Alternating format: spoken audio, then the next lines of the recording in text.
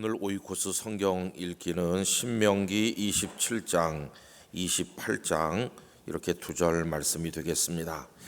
그리고 오늘 아침에 우리가 나눌 말씀은 신명기 27장 5절, 6절 두 절 말씀입니다. 우리 다 같이 합독하시도록 하겠습니다. 또 거기서 네 하나님 여호와를 위하여 제단 곧 돌단을 쌓되 그것에 쇠 연장을 대지 말지니라. 너는 다듬지 않은 돌로 네 하나님 여호와의 제단을 쌓고 그 위에 네 하나님 여호와께 번제를 드릴 것이며. 아멘. 하나님께서 모세를 통해서 이제 너희가 가나안 땅에 들어가면 이렇게 하거라 하고 말씀을 해주신 것이 신명기라는 것은 이미 잘 알고 계십니다. 모세와 함께 애굽에서 나왔던 그 출애굽 1세대는 하나님 앞에 불순종하고 특별히 가데스 바네아 그 정탐꾼 사건 때 차라리 애굽으로 돌아가자 하면서 모세와 아론을 죽이려고까지 했었죠. 하나님의 진노로 인해서 그들은 가나안에 들어가지 못하고 광야에서 도합 40년을 배회하다가 다 죽게 됩니다.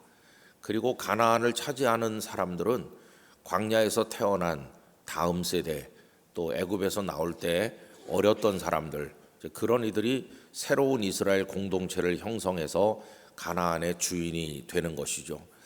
그러니까 이 사람들은 어렸기 때문에 혹은 태어나지 않았기 때문에 10가지 재앙이 어떤 것인지, 홍해를 어떻게 건넜는지 하나님의 은혜로 살아온 지난 세월을 경험하지 못한 사람이 대부분이죠.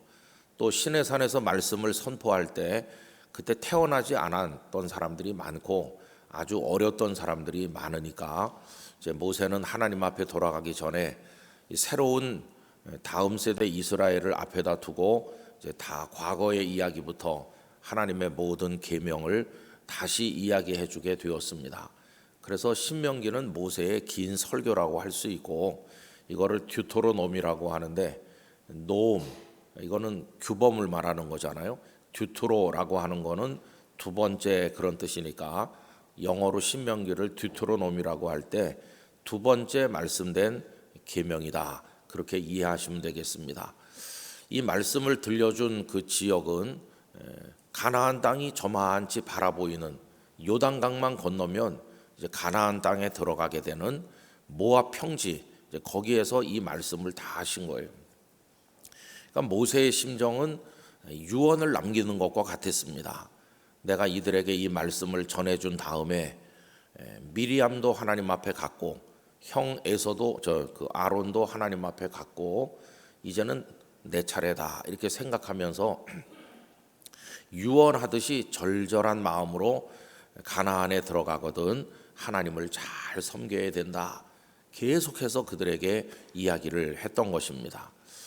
자, 이제 그러면서 오늘 읽은 말씀은 너희들이 가나안에 들어가면 하나님의 모든 말씀을 백성들 앞에 선포하는 예식을 거행해라. 그래서 백성의 절반은 그리심산에 서게 하고 절반은 에발산에 서게 해서 에발산에서는 저주를 선포하고 그리심산에서는 축복의 메시지를 선포해라. 여러분, 요한복음 4장에 수가성 우물가에 한 사마리아 여자를 예수님께서 만나시는 장면이 나오죠. 그 여인에게 예수님께서 물을 달라 이렇게 대화를 시작했는데 나중에 이 여인이 예배라고 하는 주제를 끄집어냅니다. 그러면서 우리 조상들은 예배하는 곳이 그리심산에 있다고 했는데요, 이렇게 말하죠. 여러분, 이 사마리아 사람들은 유대인들에게 미움을 받았기 때문에 예루살렘 성전에 올 엄두를 내지 못하고 그들은 자기들 나름대로 그리심산을 축복의 산이라고 생각했어요. 이 사마리아 사람들이 그리심산에 마음을 두게 된 근거가 어디 있느냐 하면은 바로 이겁니다. 가나안에 들어갔을 때 그리심산에서는 축복을 선포하게 했기 때문에, 그래서 그리심산을 축복이 선포된 거룩한 산으로 생각하는 그 전승이 쭉 이어 내려가다가 나중에 사마리아 사람들은 그리심산에서 하나님을 예배한다 이렇게 하게 된 거죠. 여러분, 그때 예수님께서는 예배의 장소가 중요한 것이 아니라 영과 진리로 예배하는 것이 중요하다 하는 것을 가르쳐 주셨죠. 자, 어쨌든 이제 이 모세는 너희들이 가나안에 들어가면 하나님의 말씀을 선포해라. 그리고 특별히 에발산에는 큰 돌들을 세우게 하셨어요. 큰 돌들을 세우고 그 위에다가 석회를 바르라. 석회를 바르는 이유는 이제 거기다가 율법의 모든 말씀을 새기도록 하기 위함입니다. 그냥 돌 위에다 그냥 새겨가지고는 잘 안 보이겠으니까 석회를 바른 다음에 그 위에다가 율법을 새겨서 사람들이 알도록 해줘라. 이제 그런 말씀인데, 그리고 그 돌들을 세워서 율법을 새긴 바로 그 옆에다가는 하나님 앞에 제사를 드릴 제단을 만들라 하는 것입니다. 오늘 읽은 본문이 그겁니다. 제단을 만드는데 다듬은 돌로 하지 말고 그냥 있는 그대로의 자연석으로 제단을 쌓아서 하나님 앞에 제사를 드려라. 여러분, 오늘 말씀을 다시 한번 보세요. 또 거기서 네 하나님 여호와를 위하여 제단 곧 돌단을 쌓되 그것에 쇠 연장을 대지 말라 하셨죠. 쇠 연장이라고 하는 것은 돌을 깎고 다듬기 위해서 사용하는 건데 돌을 다듬지 말라는 겁니다. 6절에 보시면 너는 다듬지 않은 돌로 네 하나님 여호와의 제단을 쌓고 그 위에 네 하나님 여호와께 번제를 드리라 이렇게 하시죠. 그러니까 자연에 널린 돌을 가져다가 쌓아가지고 제단을 만들 거니까 뭐 망치나 정이나 이런 쇠 연장이 필요가 없는 거죠. 그냥 있는 그대로의 돌을 갖다 쌓으라는 것입니다. 여러분, 하나님께서 왜 매끈하게 잘 다듬어서 제단을 만들면 보기가 좋을 것 같은데 울퉁불퉁한 자연석을 그대로 사용해서 제단을 쌓으라고 하셨을까요? 여기에는 영적으로 중요한 의미가 있다고 생각합니다. 그건 뭐냐 하면은 너희들이 손대면 망가진다 하는 것이에요. 지금 그 에발산과 그리심산에서 선포되는 것은 하나님의 말씀이잖아요. 근데 하나님의 말씀은 하나님께서 주신 그대로의 말씀에 아멘 해야지 사람이 거기다 손대면 안 된다는 걸 상징하는 것이. 여러분, 하나님의 말씀을 내가 편리한 대로 약간씩 깎아서 다듬어 가지고는 안 되고 하나님께서 주신 말씀 그대로에 우리는 아멘 해야 될 줄 믿습니다. 그냥 그대로 아멘 해야 되는 거예요. 성경 말씀을 약간 이렇게 변하게 만드는 그런 태도는 대단히 위험한 것입니다. 여러분, 그 아담과 하와가 타락하는 장면에 보면은 하나님께서는 이 선악을 알게 하는 나무 열매를 먹으면 반드시 죽는다 이렇게 하셨어요. 정령 죽으리라. 이 성경 번역이 조금씩 표현이 달라져 가지고 애매하시죠. 옛날 개역 성경을 몇십 년 썼는데 개역 개정 성경이 나와 가지고 우리가 또 개역 개정판 성경을 쓴 지가 제법 됐습니다. 이 성경을 이렇게 바꾸는 이유는 말이 옛날 말이 됐기 때문에 젊은이들이 읽는데 잘 이해가 안 돼서 바꾸는 이제 그런 면도 있고, 또 학자들이 계속 성경 사본을 찾아내니까 조금 더 정확한 원문에 가깝게 연구를 해가지고 단어를 조금씩 변경하거나 그런 게 있는 거죠. 요 최근에는 대한성서공에서 새한글 성경이라는 걸 만들어냈는데 이거는 이제 주일 예배 시간에 쓰기에는 너무 많이 풀어서 썼지만은 파격적으로 젊은 우리 아이들이 읽으면은, 젊은 세대가 읽으면은 아주 금방 읽을 수 있도록 참 잘 만든 성경이 하나 새로 나왔어요. 그 몇십 년 만에 새로운 성경본이 또 하나 나온 건데, 그래서 4월 8일 날 대한성서공회에서 우리 교회에 오셔서 새한글 성경 출판 예배를 우리 교회에서 드리게 됐어요. 그것도 하나의 역사적인 예배가 될 걸로 생각하는데 제가 여러분들에게 몰래 알려드립니다. 그날 오시는 분들에게는 한 권씩 다 드린대요. 한 권씩 다. 몰래는 아니고 그 전주에 주보에도 내긴 낼 거예요. 근데 하여튼 이 개역 성경을 앞에다 놓고 또 읽다가 잘 이해가 안 되는 게 있으면 새한글 성경 펴놓고 이렇게 하면 아주 요즘에 현대어로 최근 쓰는 그런 언어로 국문학자들이 다 동원돼 가지고 했기 때문에 아주 좋을 것 같아요. 여러분, 그날 오후 2시에 성서학자들과 신학생들도 많이 오고 그렇게 할 텐데 우리 영락교에서 그런 예배를 드리길 원해 주시는 거 감사한 일이죠. 여러분들이 많이 오시면 좋을 것 같습니다. 어쨌든 이게 이제 정확해야 되는 건데 그 아담과 하와가 정령 죽는다, 반드시 죽는다. 근데 하와가 이렇게 그 뱀으로 나타난 사탄에게 유혹을 당할 때 여러분 사탄이 뭐라고 말합니까? 사탄과 이제 그 하와의 대화가 이렇게 나오는 가운데 하와가 그걸 살짝 바꾸는 거예요. 반드시 죽는다고 그랬는데 죽을까 하노라 이렇게 했어요. 어쩌면 안 죽을 수도 있는 이렇게 가능성을 약간 둔 거예요. 죽을까 하노라 하고 죽는다는 거하고는 다른 건데 약간 바꾸는 거예요. 여러분 하나님을 믿는 데는 좀 우직함이 필요합니다. 우직함. 그래서 그냥 말씀에 있는 대로 아멘하고 따라가면 틀림없을 줄 믿습니다. 근데 자꾸만 이게 편리에 따라서 바꾸는 거예요. 뭐 예배 드리는 것도 내 편리에 따라 바꿔요.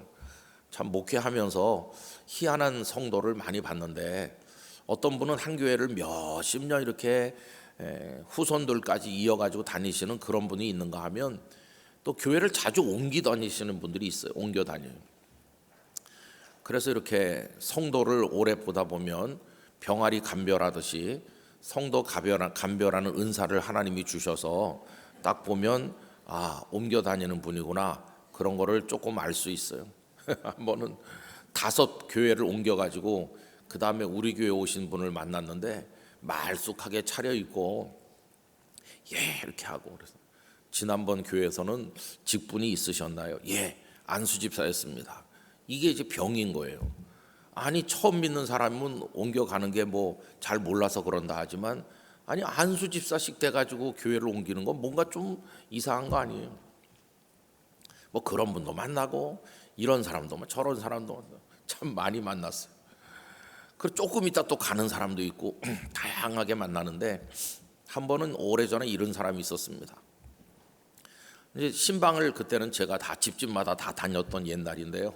집에 이제 신방 약속이 딱 되니까 아이고 그분이 그 큰 길 입구까지 나와서 서 있더라니까요.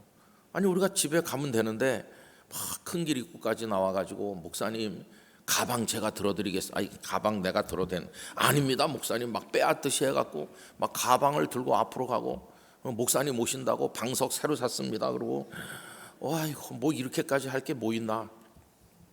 가보니까 진짜 신방 준비를 엄청나게 하고 신방 대원들이 다 몸둘 바를 모르게 음식을 차려가지고 막 대접하고 딱 무릎 꿇고 앉아가지고 예배 드리고 이야 정말 대단하다. 근데 그 다음 주에 교회를 안 오는 거예요. 예배 안 와요. 그래서 아니 그분이 왜 신방도 받았는데 예배를 안 오냐 그랬더니 참 희한한 얘기를 들었어요. 그 신방 예배 드린 걸로 퉁치는 거예요. 신방 예배 드렸으니까 이번 주는 빼먹어도 뭐 한 번 드렸으니까 이렇게 드리든 저렇게 드리든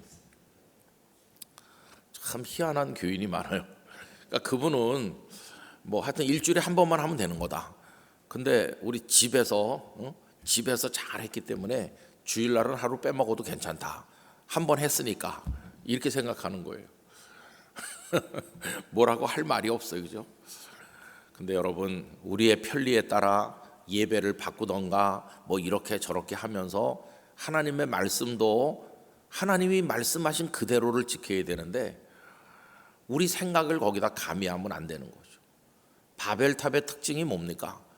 원래는 그 당시에는 벽돌이라는 게 처음에 없었고 그냥 진흙에다가 이렇게 해가지고 짓던 시절이에요.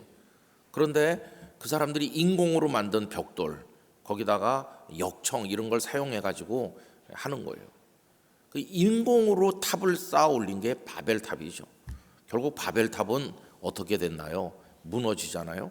이건 하나의 큰 메시지인데 하나님의 뜻대로 하지 않고 사람의 생각대로 하는 건 무너진다. 이거를 우리에게 알려주는 교훈이죠. 여러분 다듬지 않은 돌로 제단을 쌓으라는 것은 하나님께서 창조하신 있는 그대로의 것으로 하나님 앞에 드리라는 거예요. 너희 생각, 너희 판단, 내가 좋아하는 어떤 취향, 편리함 유리한 거, 이익 이런 거에 따라서 이랬다 저랬다 하면 안 된다는 거예요. 저는 세월이 아무리 바뀌어도 우리가 성수주일 해야 된다고 믿습니다. 주일날 나와서 딱 예배를 드려야 되는 거예요. 그리고 여러분, 주일은 온전히 지켜야 되니까 우리가 새벽 제단에 혹시 못 온다 할지라도 주일은 하나님의 날이다 이렇게 하면은 온전한 주일 성수를 해야 되는데, 그냥 때우기 식으로 하고 그냥 뭐 자기 오락을 위해서 사는 것은 온전한 것은 아니에요. 또 심지어 어떤 교회는 옛날에 토요일 날 주일 예배를 드려주는 교회도 있었어요. 토요일 날 와서 예배 드리신 분들은 내일 골프장에도 가시고 야외에도 가십시오, 이렇게 팬 서비스 하듯이. 하긴 뭐 토요일 날 드리는 것도 예배는 예배지 이렇게 생각할 수도 있겠지만은, 주님께서 부활하신 주님의 날 예배하는 게 그게 정상 아니겠어요? 그래서 여러분, 우리는 우리 선배들이 우리들에게 물려준 신앙의 전통, 그게 뭐 인륜 지사를 파괴하는 그런 게 아니고 하나님의 백성의 건덕을 지키는 아름다운 일이라면 쾌쾌 묵은 것 같아도 그걸 지키는 게 필요하다고 생각합니다. 그리고 딱 하나님 앞에 있는 그대로의 말씀을 읽으면서 아멘 해야지, 이렇게 바꾸고 저렇게 바꾸는 것은 올바른 건 아니에요. 아무리 우리가 지혜를 짜내도 어떻게 하나님의 뜻에 견줄 수가 있겠습니까? 하나님의 생각은 하늘이 땅보다 높은 같이 높은 것이에요. 어련히 알아서 때로는 꾸중하시고 때로는 칭찬하시고 이 율법의 말씀을 지키는 자에게 복이 될 것이라고 누누이 말씀하셨는데, 저는 우리 영락교회 성도들에게 그런 영적인 고집이 있기를 원합니다. 하나님은 이렇게 믿는 거야, 말씀대로 믿는 거야, 사람의 생각대로 뜯어 고치고 그렇게 하면 안 되는 거야, 자녀들한테도 그걸 가르쳐야 되고, 여러분 그렇게 하나님 앞에 신실한 믿음으로 살아나가기를 원합니다. 특별히 말씀이 선포되는 곳에서 그렇게 하신 것을 보면 이 성경을 우리 마음대로 이렇게 하면 안 되는 거죠. 나는 이 말씀은 좋아해, 근데 저 말씀은 안 좋아해, 이렇게 하면 안 되는 거죠. 예전에 그 성경을 축소해가지고 사람들이 좋아하는 구절만 뽑아갖고 축소판 다이제스트 바이블을 만들었는데 그건 성경이 아닌 거죠. 하나님은 축복의 말씀도 하셨지만 진노의 말씀도 하셨잖아요. 너희 앞에 복과 저주를 놓는다. 근데 저주는 싹 빼고 복의 말씀만 두는 거예요. 들어가도 복 받고 나가도 복 받고 이런 것만 성경에 남기고 하나님의 경고를 다 빼버리고 나면 그 신앙은 망가지는 것이죠. 창세기 1장 1절부터 모든 말씀이 하나님의 말씀인 줄로 믿습니다. 모든 말씀이 다 소중한 거예요. 저도 성경에 노란 줄 빨간 줄 많이 쳤지만, 그러나 사실은 줄친 것만 은혜가 되는 것은 아니에요. 그래서 제가 이 성경이 이제 하도 오래 하니까 이번에도 이제 가죽 표지로 다시 재본을 했는데, 제가 한 권 더 재본하려고 생각하고 있어요.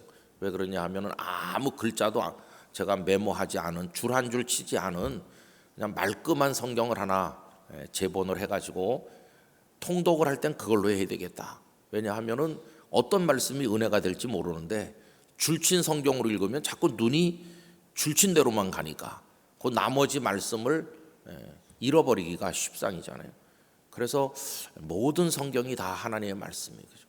여러분, 그래서 말씀 생활에 축복을 누리시고 말씀 속에 있는 은혜를 누리시고 거기 약속된 하나님의 거룩한 복을 받아 누리는 우리 영락교회 성도들 되시기를 간절히 축원합니다.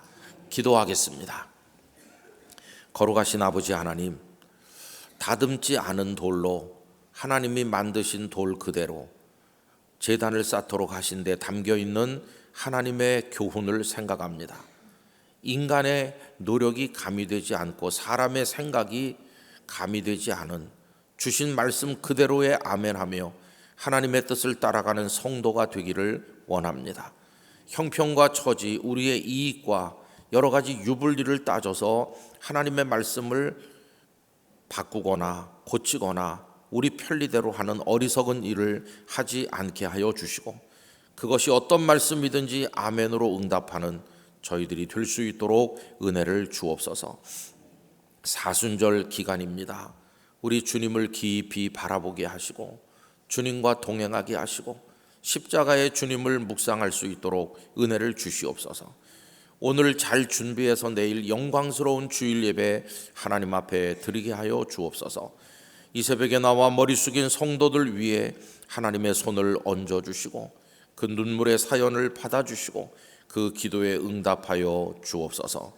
아버지 하나님, 이제 우리 교회가 다 같이 나의 기도 나의 전도 운동을 시작하려고 합니다. 모든 성도들이 같이 기도하며 놀라운 하나님의 은혜의 세계 속으로 들어가게 하여 주옵소서. 이 새벽에 영상으로 함께하는 성도들에게까지 하나님의 평강과 은총을 내려주시기를 주 예수님의 이름으로 기도하옵나이다. 아멘.